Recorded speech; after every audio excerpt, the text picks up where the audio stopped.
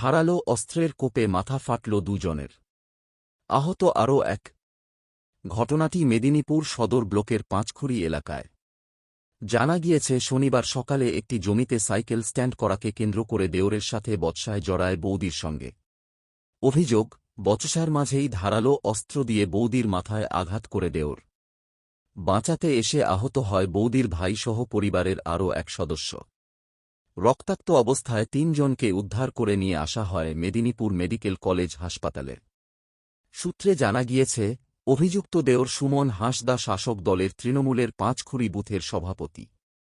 অন্যদিকে আহত সোনামণি হাঁসদাও শাসক দলের ওই এলাকার প্রাক্তন পঞ্চায়েত সদস্য। ঘটনার পেছনে রাজনৈতিক আক্রোশ থাকতে পারে বলেও দাবি আক্রান্ত সোনামণি হাঁসদার। এখনও পর্যন্ত এই ঘটনায় কোন লিখিত অভিযোগ দায়ের করা হয়নি মেদিনীপুর কোতোয়ালি থানায়।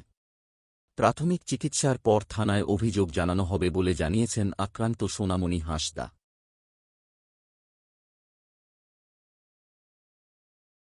আজকের ঘটনা নয়, আর দীর্ঘদিন ঘটনাটা ঘটছে। তো আমার স্বামী যখন থাকে, তো সে সভাপতি ছিল। আমার স্বামী মারা যাওয়ার পর আমার ওই দেওরকে সুমন হাঁসদাকে সভাপতি করা হয়। তো সভাপতির পর আমি পঞ্চায়েত ছিলাম, পঞ্চায়েত টিএমসি থেকেই আমি দুবার পঞ্চায়েত হয়েছিলাম। এখন আমি এখন আছি। তো ওই থেকে স্বামী মারার পর থেকে সভাপতি পদ পেয়ে তো এখন আমার উপরে এত অত্যাচার চালাচ্ছে, আমি সবাইকেই জানিয়েছি। যতদিন থেকে ঘটনা ঘটছে আমি পার্টিদেরকে জানিয়েছি, সমাজের লোককে জানিয়েছি, এই যে পারগানা মহল মাঝি মাড়োয়া ওদেরকেও জানিয়েছি।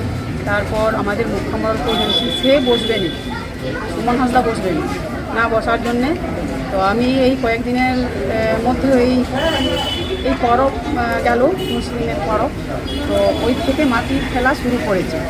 জাস্ট আমাদের একটা বসা হয়েছিল যে হবেনি, মানে ওখানে আমি কিছু করতে দেবো না, কেননা আমাদের উপরে যেহেতু এত অত্যাচার, যতদিন না গণ্ডগোলের মানে আমাদের মীমাংসা হয় ততদিন আমরা মানে কোনো কিছু করতে দেবো না। সে তখন আপত্তি করেছিল যে না, আমি এই সাইকেল স্ট্যান্ডে আমার সংসার চলে, তাই আমি সাইকেল স্ট্যান্ডটা ছেড়েছিলাম।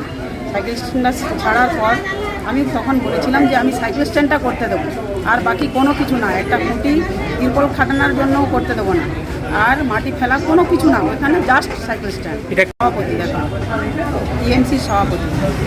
আপনি তো পঞ্চায়েত ছিলাম, এখন পঞ্চায়েত। এটা কি গোষ্ঠীদ্বন্দ্ব হয়েছে বলে মনে হয়? গোষ্ঠীদ্বন্দ্ব হয়েছে, আগে হয়েছে, তো ফ্যামিলিগত এটা হচ্ছে, ফ্যামিলিগত। সে আমার ছোটো দেওয়া। এবারে আজকে ওই মাটি ফেলার কেন্দ্র করেই বাধা দিতে গেছিলাম।